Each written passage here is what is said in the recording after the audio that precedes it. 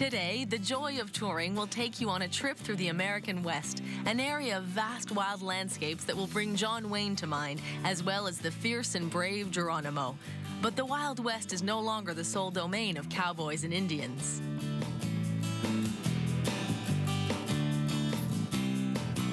The West has entered the 21st century, and while it has a rich history, it is also one of the most modern, cutting-edge places on the planet. Just think of the flashing lights of Hollywood in Las Vegas. It's easy to see that what was once thought to be El Dorado has turned into a highly coveted vacation spot that has something to interest everyone. Our itinerary will take us to three of the largest states on the West Coast: California, Nevada, and Arizona. On the way, we'll visit the region's most fascinating attractions, including Death Valley, the Grand Canyon, Las Vegas, and of course, Hollywood. For some, the Southwest is a symbol of showbiz. For others, it's about cowboys and Indians. Whatever interests you, come along and join us on our all-inclusive tour through the Southwestern United States on the joy of touring.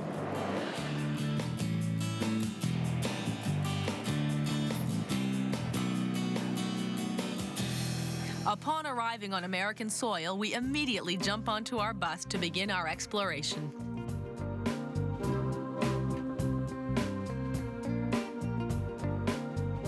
Our first stop will be Los Angeles, the second most populous city in the U.S. after New York.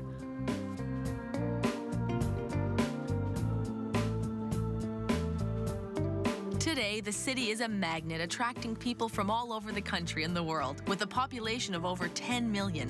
One thing the city is famous for is its thousands of kilometers of road. Our initiation to the City of Angels starts with the compulsory drive through the city's winding system of freeways.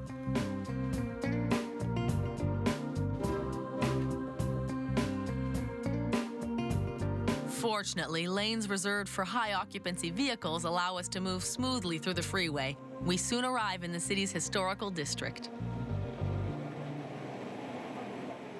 Los Angeles started off as a small village made up of 44 families of Spanish colonists who founded El Pueblo de la Reina de Los Angeles sobre el Río de la Porciuncula, the town of Our Lady Queen of the Angels on the Porciuncula River. In less than 2 centuries, that village of a few hundred has become a bustling megacity.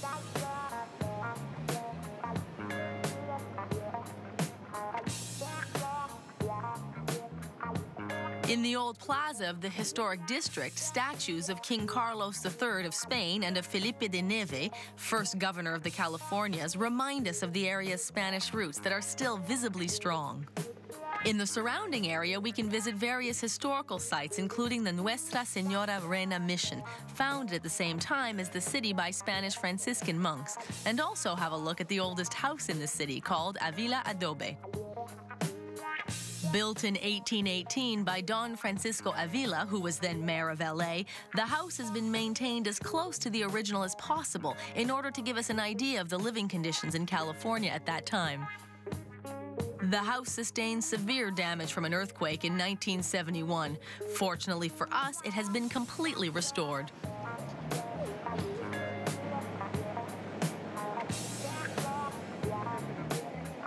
Our next stop in LA is less than 2 kilometers away from the historic district. The Los Angeles Music Center is a complex composed of several buildings dedicated to music. First, we'll check out the Walt Disney Concert Hall, home to the Los Angeles Philharmonic Orchestra. Designed by Frank Gehry, the hall is an ultra-modern avant-garde structure featuring curved external walls clad in stainless steel. Inside, the auditorium is renowned for having perfect acoustics.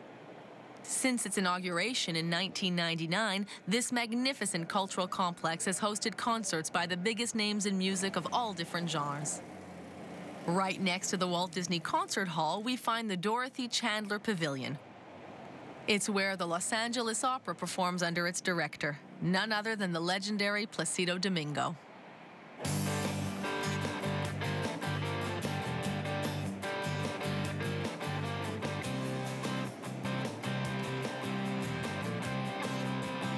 Let's get back on the bus, and we'll take the Santa Monica Freeway towards Beverly Hills.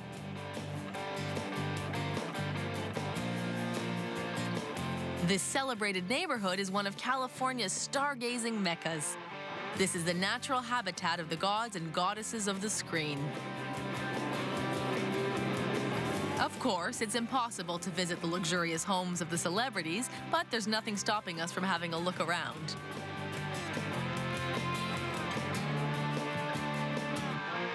Made famous in the movie Pretty Woman, Rodeo Drive is one of the most expensive shopping streets in the world. Luxury boutiques, designer clothes, jewelry, art galleries, everything around here points to affluence.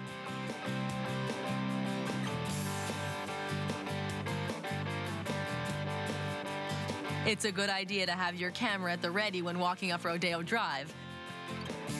With a little luck, we'll spot at least a few movie stars doing some shopping. Now let's set our course for the famed Sunset Boulevard, which stretches from the city center all the way to the Pacific Ocean. Hollywood, here we come, a name that embodies the California dream.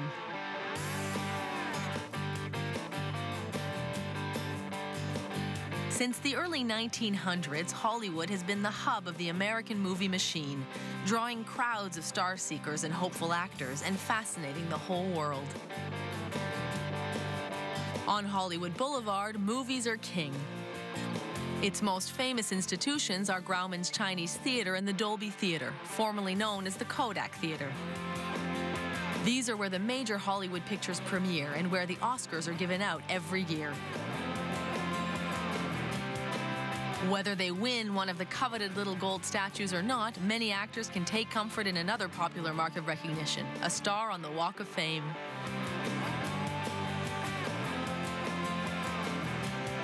Over the past 50 years, these stars have been awarded by the Hollywood Chamber of Commerce to celebrities of the entertainment industry who have contributed to the development of their art.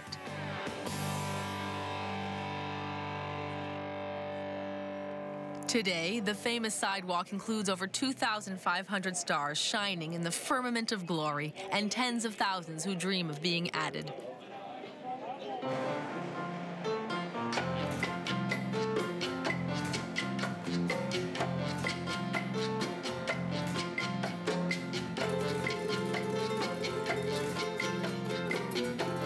We'll wind down our day in the City of Angels at our hotel, the Hacienda. Located close to the Pacific Ocean, we're sure to have a good night's sleep here before continuing our tour of the American West.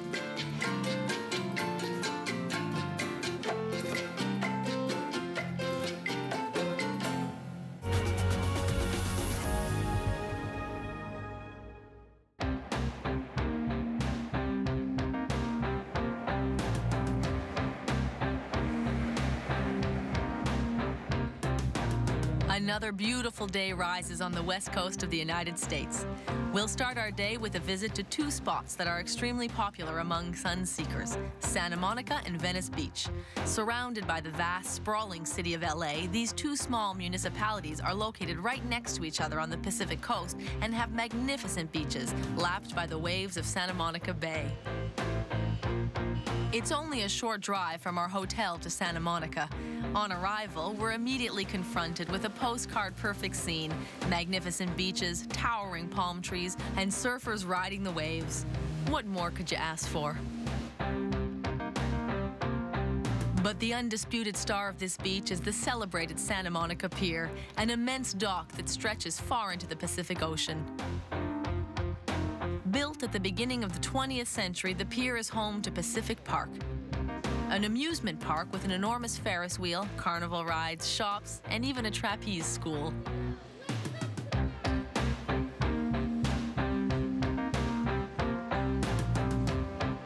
This pier is a symbolic spot for many Americans. Not only does it mark the end of the celebrated Route 66, it also features prominently in pop culture, turning up frequently in films, videos, and TV series. The wooden structure and amusement park were set locations for Titanic and South Park, as well as the incomparable Forrest Gump, winner of 6 Academy Awards.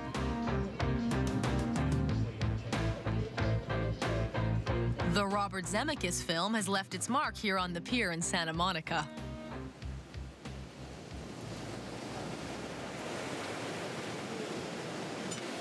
We're lucky the pier is still here. It was almost demolished in the 1970s due to deterioration caused over time by storms rolling in from the Pacific. Rebuilt and totally renovated during the 80s, it is now considered by the U.S. government to be a historic landmark and receives over 3 million visitors every year.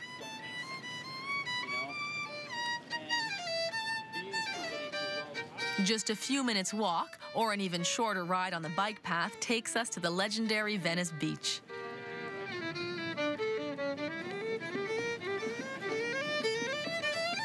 The city has a motto that describes it perfectly: another day in paradise. This is the land of liberty and free expression. A perfect place for people watching and exploring the charming shops that line the beachfront.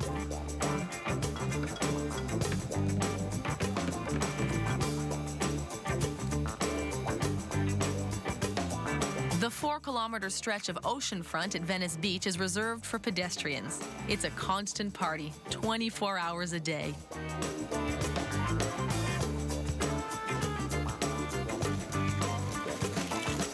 Venice, California is also known as the birthplace of the modern skateboard.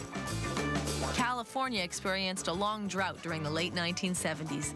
The empty pools were transformed into skate parks for people looking to hone their skills on a skateboard. Over the next 30 years, the sport has developed into a real institution, and the skate parks attract crowds of skaters from all over the world.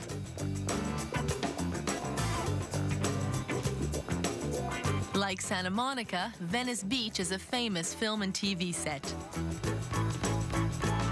That's right, this beach was the set for the cult 90s series Baywatch.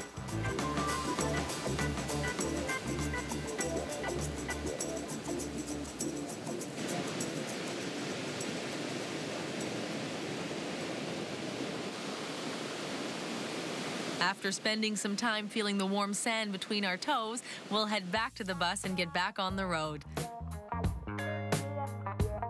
Tonight, we'll stay in the town of Laughlin. Located where the Nevada, Arizona, and California borders meet, Laughlin is the halfway point between the coast and the Grand Canyon.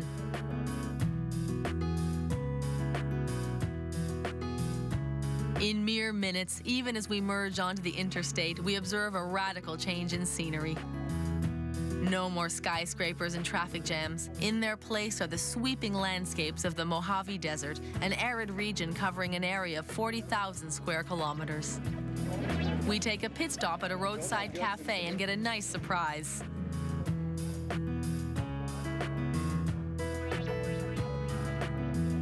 Newberry Springs is the desert town where the film Baghdad Cafe was shot in the mid-'80s. When the film was made, this establishment was called the Sidewinder Cafe. It was renamed in honor of the critically acclaimed movie. Almost nothing has changed since then.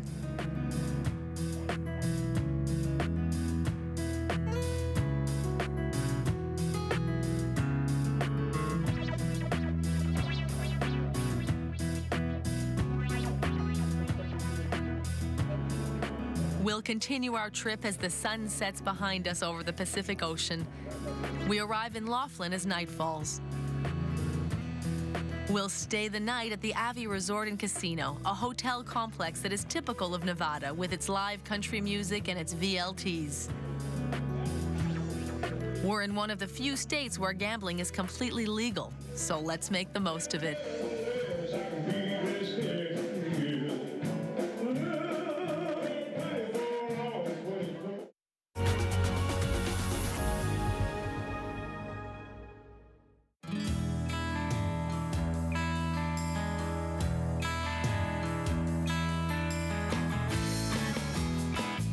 The sun is rising over the small town of Laughlin in Nevada.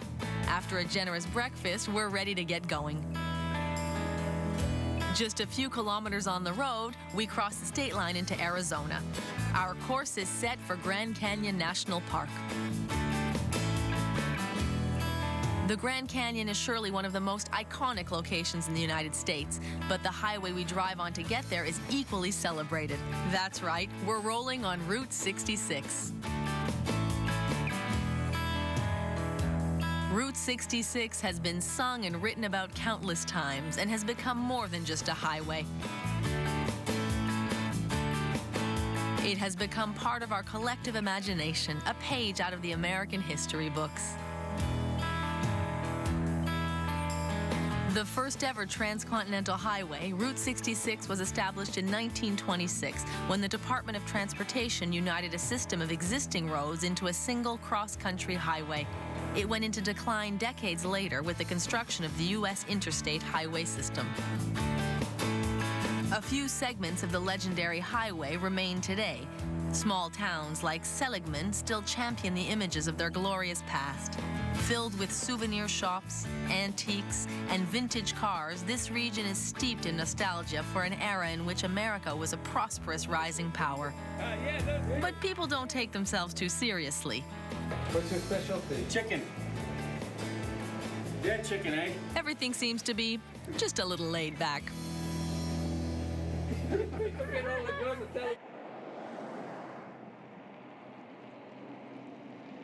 We get back on Route 66 on our way out of town. We haven't forgotten about our destination, Grand Canyon National Park.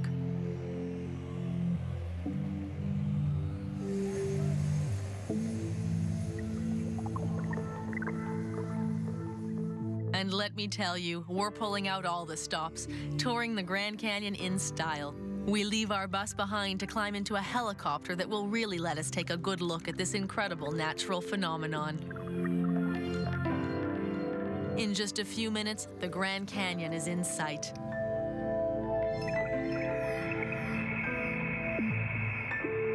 The sheer enormity of the landscape is awe-inspiring. We are moved by this humbling display of nature's power.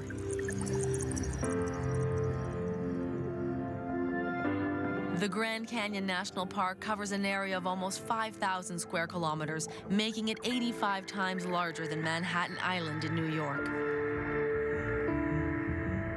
Carved out of rock by the Colorado River, the canyon is 450 kilometers long, stretching from Lake Powell to Lake Mead. In places, it's 29 kilometers wide and almost 2 kilometers deep.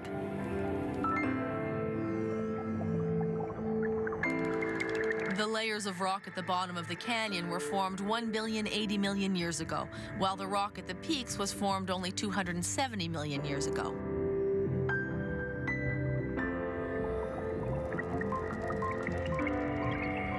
But all these numbers mean nothing when you observe the sheer beauty and splendor of the place.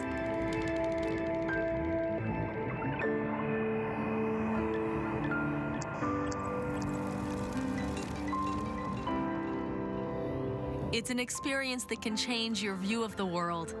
Witnessing the gargantuan forces of nature and time makes us realize how small we really are. The story of the Grand Canyon began almost 2 billion years ago, and many more chapters will be written after we're gone, as long as the Earth exists.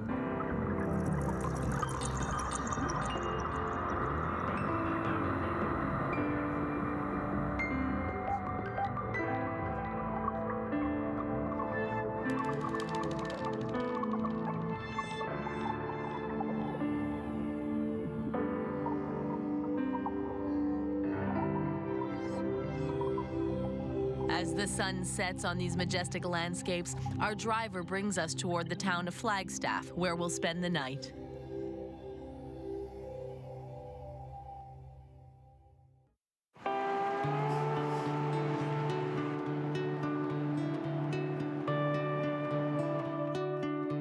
We leave our hotel in Flagstaff early in the morning to get back on the road. Our destination, Monument Valley, located in the middle of Navajo country. Before European colonists settled in the United States, the Navajo lived on an immense stretch of land that encompassed Arizona, Utah, and New Mexico. After numerous conflicts with the settlers, more than 8,000 Navajos were forcibly deported to New Mexico. Many years later, the tribe was able to reclaim part of their land, which had been designated reservation land. Since 1964, Monument Valley Navajo Tribal Park is under the Navajo jurisdiction.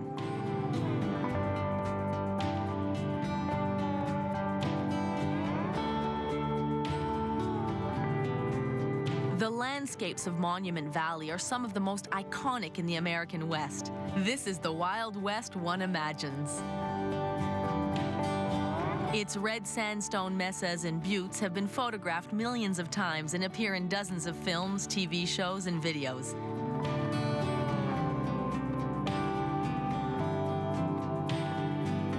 It was here that John Wayne was filmed in the iconic 1939 movie Stagecoach. From that day on, Monument Valley has been the set location for many productions, including Once Upon a Time in the West and even 2001: A Space Odyssey. To get a better understanding of the land and to grasp the history of the park, nothing beats a tour by a Navajo guide.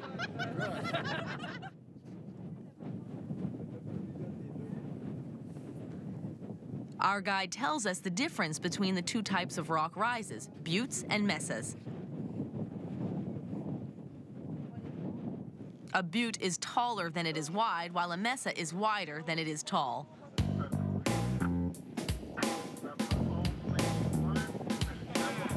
À gauche, the éléphant. En face, à gauche, la butte des chameaux.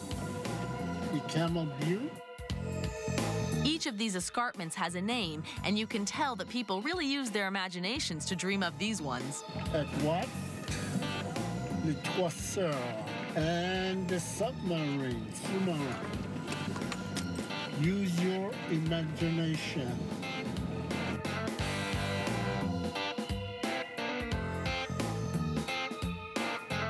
Further down the road, we visit a hogan, a traditional Navajo house. Built of juniper and cedar branches covered with earth, these traditional houses provide shelter over the chilly winters. At the sight of the hogans, our guide bursts into a traditional song.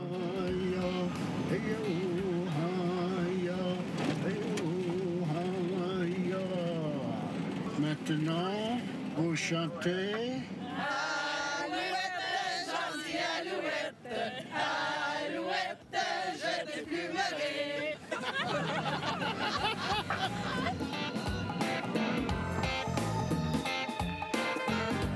In this unforgettable landscape, we are again confronted by the incredible power of nature, which sculpted these rocky peaks over millions of years.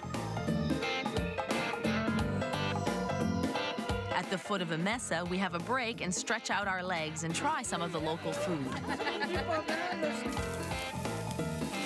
Bon appétit.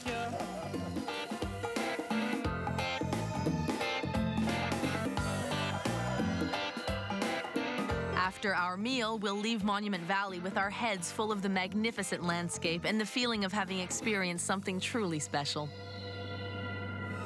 Next destination, Kanab.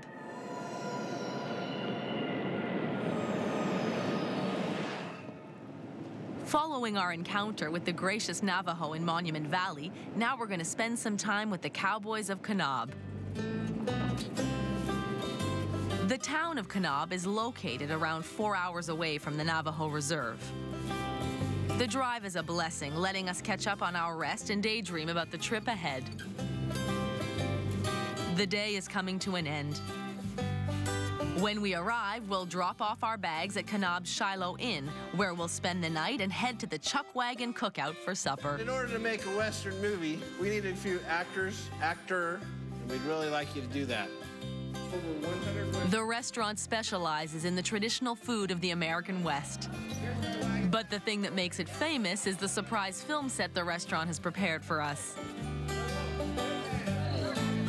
Choosing from a wide range of cowboy hats, Indian headdresses, and military caps, we're all invited to take part.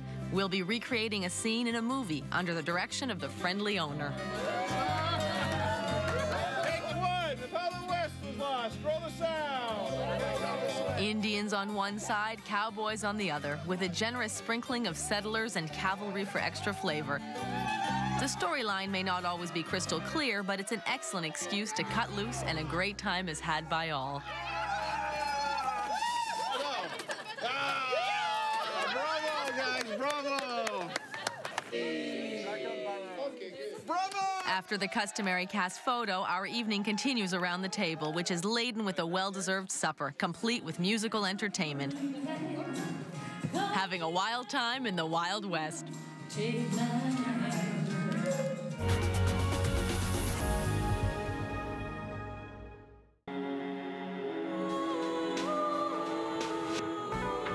Another day dawns in the land of cowboys and Indians. Today, our journey will take us through beautiful countrysides, national parks, and hundreds of kilometers with some fascinating pit stops. By the day's end, we'll be kicking up our heels in the gambling capital of the world. Leaving Kanab, we'll head back into Arizona for a few kilometers before crossing into the state of Nevada, where we'll set our course straight for Las Vegas. Our noses are glued to the windows, our eyes wide open. We don't want to miss the region's magnificent landscapes. Welcome to Bryce Canyon, our first stop.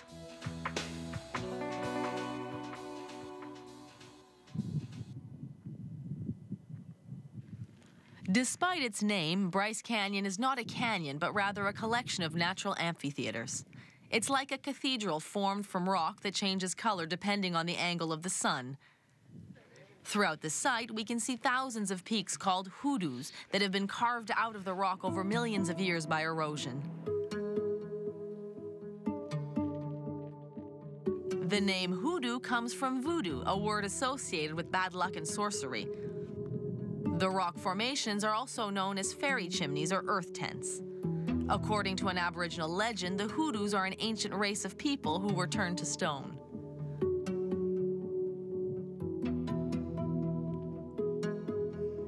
Hikers will be overjoyed to find over 80 kilometers of trails that can be explored by foot or on horseback, from which an observant adventurer can identify over 100 species of birds and mammals, as well as a wide variety of plants. But our time is precious, so after our stop, we'll get back on the road to continue our discovery of the southwestern United States.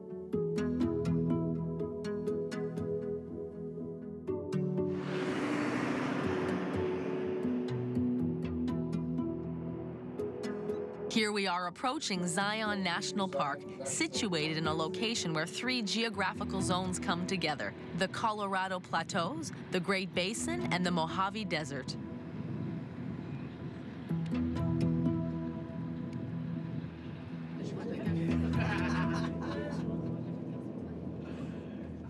Until the 1920s, the road running through this park was a dead end. 3 years of digging and blasting resulted in this narrow tunnel, which takes us an impressive 1.6 kilometers straight through the rock.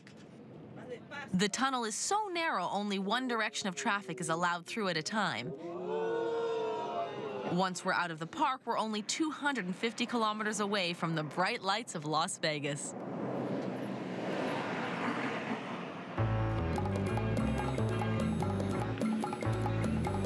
This city is the epitome of excess. Everything is bigger, more flamboyant, more extravagant than anywhere else.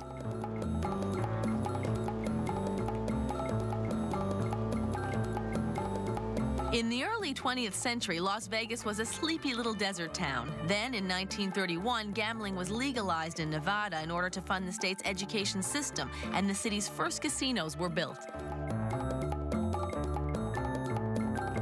Las Vegas has certainly enjoyed a certain notoriety through the years. One of its monikers is Sin City. But since the 1990s, the city has been completely transformed in an effort to attract tourism and be more family-friendly. However, even the best intentions can't change the fact that gambling is the main attraction for the millions of visitors who travel to this desert metropolis each year. The infrastructure supporting the gambling industry is absolutely unbelievable. All the extravagance of the city comes to a head on Las Vegas Boulevard, also known as the Strip.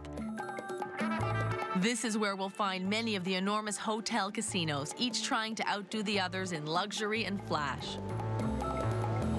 The Fremont Street Experience is an attraction built around Las Vegas's two oldest casinos, Binion's Horseshoe and the Golden Nugget. Over half a kilometer of the pedestrian street is covered with a giant vaulted screen that projects spectacular video images. Everywhere you turn, there are magnificent fountains, fireworks, concerts, and street performances, each more daring and ingenious than the next. This really is a city that never sleeps. But Las Vegas is not just a gambler's den. This city also has developed quite a reputation for its high-caliber musical performances and boxing matches. It also happens to be the marriage capital of the world, with over 200,000 weddings a year. The Mirage, this aptly named hotel in the middle of the desert, was built in 1989 at a cost of $630 million and helped kickstart a new period of development here in Las Vegas.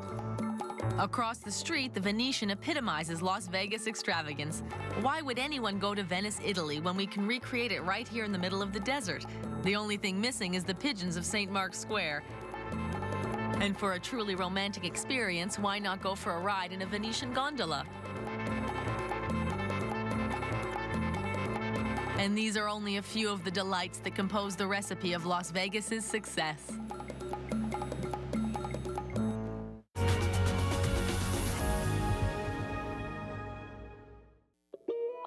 After a night in Las Vegas, we leave Nevada and cross back into California.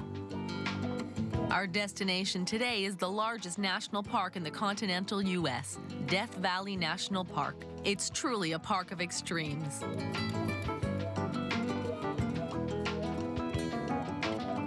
Not only is it the biggest, it also happens to be the driest and hottest and to be the location of the lowest point in the country. Temperatures of up to 57 degrees Celsius have been recorded in the park. Death Valley is known for the role that it played in the gold rush. The discovery of large gold deposits in the area attracted tens of thousands of prospectors from all over the world. One of the caravans coming to prospect for gold was lost in the desert for several months. When the prospectors finally found their way out of the valley, one of them baptized the area Death Valley, a name that has been striking fear into the hearts of those who seek to cross it ever since.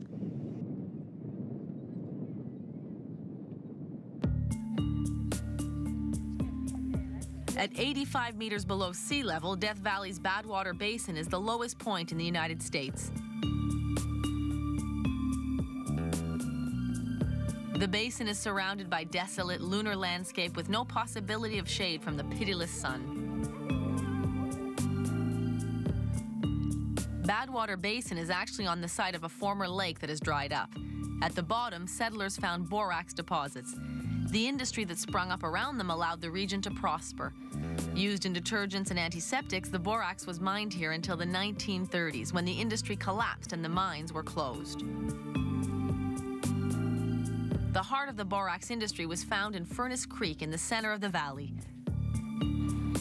Today, Furnace Creek is the location of the park's visitor center that recalls past days of prosperity when the mule trains crossed the region. These 20 mule trains hauled tons of borax through 265 kilometers of scorching desert to the nearest railroad.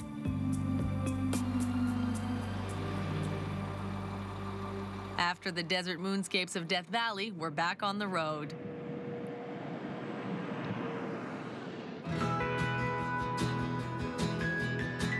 We're heading towards the Pacific coast to the city of Monterey. Monterey has always been a magnet for artists and writers, including the renowned John Steinbeck, author of The Grapes of Wrath.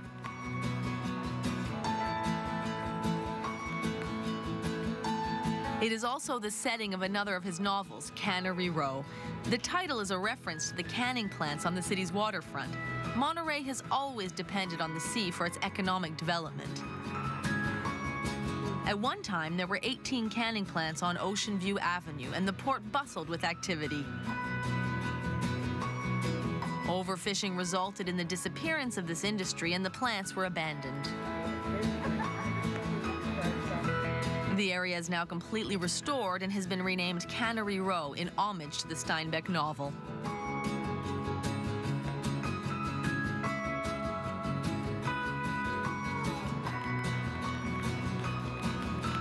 Back on the road, we make a pit stop to have a look at an especially resilient tree. The lone cypress of Pebble Beach has been withstanding the Pacific wind and storms for over 2.5 centuries.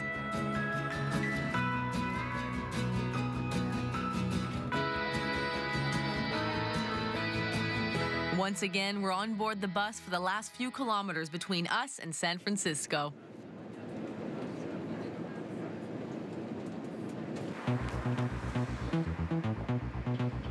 We enter Frisco, as the locals know it, at dusk.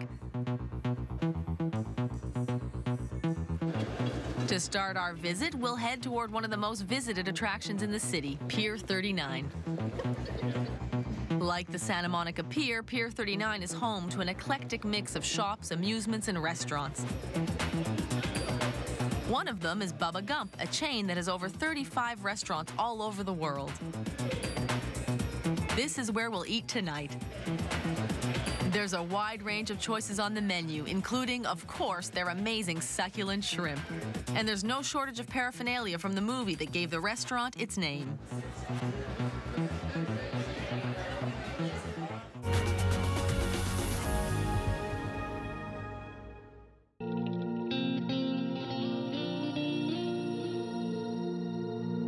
The day dawns behind the Oakland Bay Bridge over San Francisco Bay. It's already our last day on this adventure through the American West. We're getting ready to explore another legendary American city. San Francisco has had a turbulent history and has survived some real catastrophes, including one of the most destructive urban fires ever recorded and a succession of earthquakes. And yet it remains more lively and dynamic than ever. As we finish our breakfast, the streetcars start circulating up and down the steep streets of San Francisco.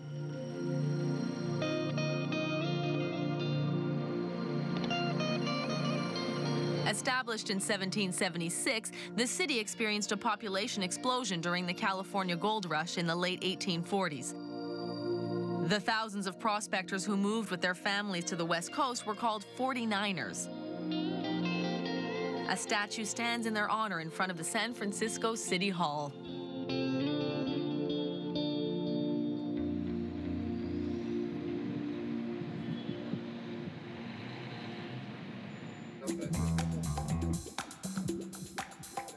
For a panoramic view of the city, we'll climb to the top of a hill to the next stop on our tour, Alamo Square. A park surrounded by Victorian row houses with their delicate wooden details. A real treat for architecture enthusiasts. Then we'll get back on the road and have a look at the city. The view from Golden Gate Park is simply amazing. The Golden Gate Bridge, Alcatraz Island, the skyscrapers of the downtown area, all the San Francisco landmarks are visible in a single glance.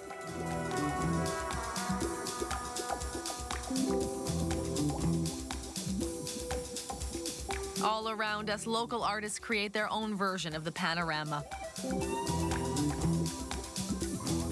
Golden Gate Park also contains the San Francisco Conservatory of Flowers, one of the oldest botanical gardens in the United States. Since it was founded in 1879, the magnificent Victorian Pavilion has been a destination for generations of plant lovers. But the centerpiece of the park is, of course, Golden Gate Bridge, the most famous bridge in North America. It connects San Francisco with Marin County and the cities of Northern California. When it was built in the 1930s, it was a true technological marvel. 2.7 kilometers long and 27 meters wide, its suspension towers soar 230 meters above the water. The idea to paint it bright orange wasn't only an aesthetic choice. The orange paint makes the bridge easier to see in a bay that is often shrouded in fog. From the lookout on the North Shore, we can see a different view of San Francisco, one that includes the next stop on our American adventure, Alcatraz Island.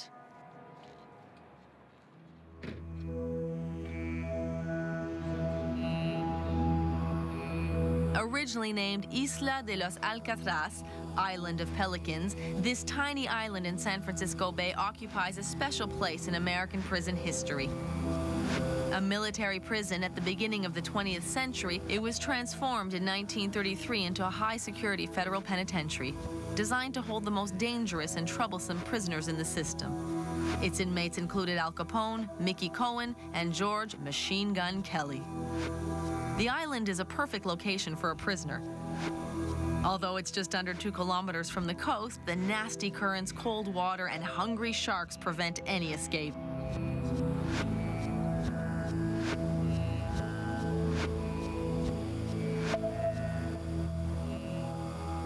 In addition, Alcatraz was equipped with a water heating system for the prisoners, an uncommon and luxurious feature for a prison at that time. This was to make the cold water of the bay even more unbearable. We take a self-guided tour with an audio guide. It's a perfect tool for our visit to the prison, especially because the voice that guides us through the tour belongs to a former prisoner. 29 escape attempts have been reported in the official records, and every single one of them failed. 3 inmates supposedly succeeded in escaping the prison walls in 1962, but they were never located, and it's assumed that they drowned in the bay's icy water. The following year, the prison was officially closed. The cost of operations and renovations were too high, and the authorities decided to build a new prison on the mainland. Since its closure, the prison has been made accessible to the public and receives over 1 million visitors every year. The atmosphere is heavy with the memory of the hundreds of prisoners who served their time. Alcatraz, the island of the Pelicans, will forever overlook San Francisco Bay. As the sun sets, we return to the city center for the last step of our adventure through the American West.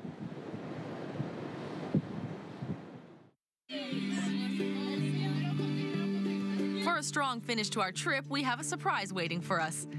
We'll go for one last tour through the city in a limousine.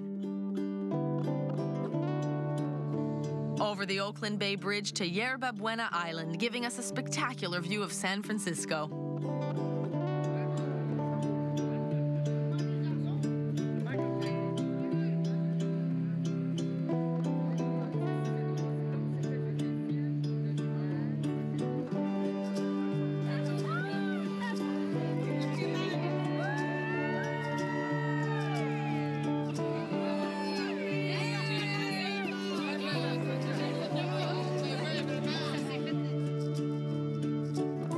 This all-inclusive tour through the Southwestern United States was an incredible experience. From Los Angeles to the Grand Canyon, through Death Valley to Las Vegas, and with a grand finale in San Francisco, we got to taste the true flavor of the American West.